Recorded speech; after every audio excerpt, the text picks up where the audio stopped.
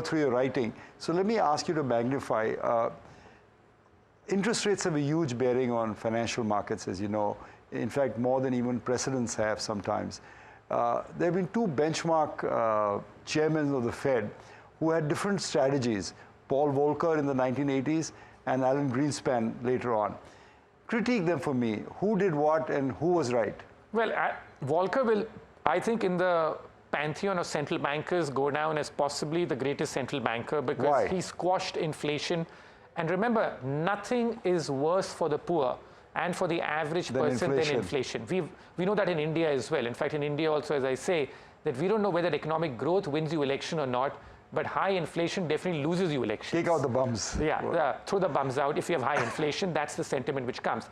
But now in terms of, you asked me specifically on Volcker with Greenspan. So Volcker fought this huge battle to squash inflation, generally through having tighter money, right, in terms of, and he also cut interest rates when he had to cut interest rates after inflation was vanquished in a way, and in the mid-1980s, he was cutting interest rates.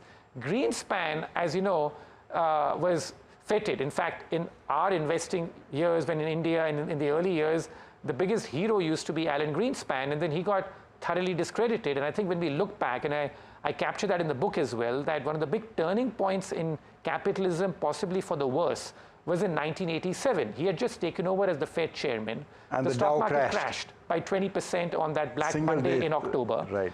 And as a reaction to that, for the first time, a Fed chairman decided that he's going to explicitly prop up the stock market by cutting interest rates and pumping more liquidity in the system.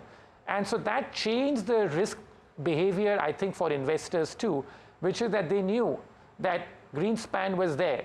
The Greenspan put, as it's called? That's right. So, you're well versed with these terms, so that the fact that that Greenspan's there to protect us on the downside, the market, yeah. But on the upside, it's all free, right? So it became a sort of system now where it was capitalism on the upside. They can capitalize your profits, but your risks will be socialized because at the slightest hint of any trouble, the Fed's there. And the reaction function has continued now. As you know, that earlier this month, there was a one-day big fall in global stock markets.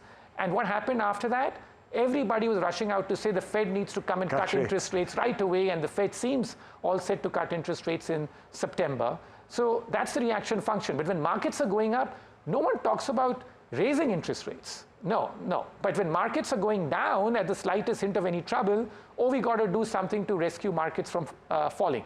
It's this asymmetry and risk is what I focus on the book, that this entire thing that no wonder you have the critiques of capitalism saying today that this is socialism for the rich, because when you're behaving in this way, who are you benefiting? Right? You're benefiting the entrenched. You're benefiting the existing people who have a big stake in the system. You're benefiting the asset owners who tend to be rich people. The poor people don't own assets. And hence the rise of zombie companies, as you call it, right? Yeah, so zombie companies is the other side of it. So on one end, if you have so much easy money being poured into the system, it allows the rich, the entrenched, to become richer because they have access to that easy money. At the other end of the spectrum, I call this zombification of capitalism, that when you have a lot of the dead wood in the system is kept alive. That is also what leads to inefficiencies and explains, as I say in the book, the productivity paradox, that why do we have a decline in global productivity growth taking place when you have such a proliferation of new technologies out there. And as I say about the zombie companies, one of the most fascinating, I think, aspects in the book is that, in the 1980s and 1990s, this term became popular in Japan. Yeah. Right? Because why?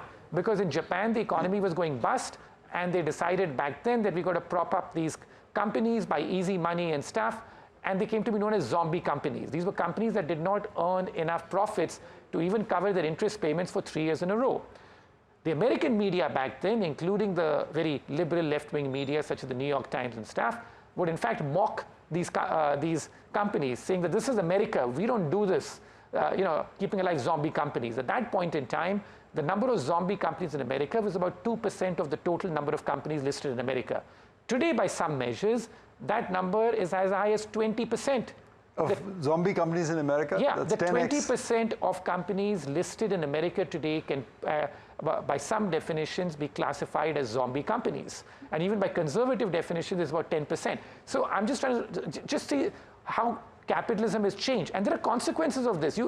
because the question some people ask me, okay, so what? That you have all these zombie companies and the government's rescuing, but the economy's, like still doing okay and stuff. No, there are two major consequences of what's going on. Yeah. One is that productivity growth has declined, because when you are interfering with the creative dynamism of an economy, you are interfering with the productivity mechanism in the economy. You're not allowing the deadwood to be cleared, and by keeping the deadwood there, you're discouraging new people from coming in at the pace that they should be coming in.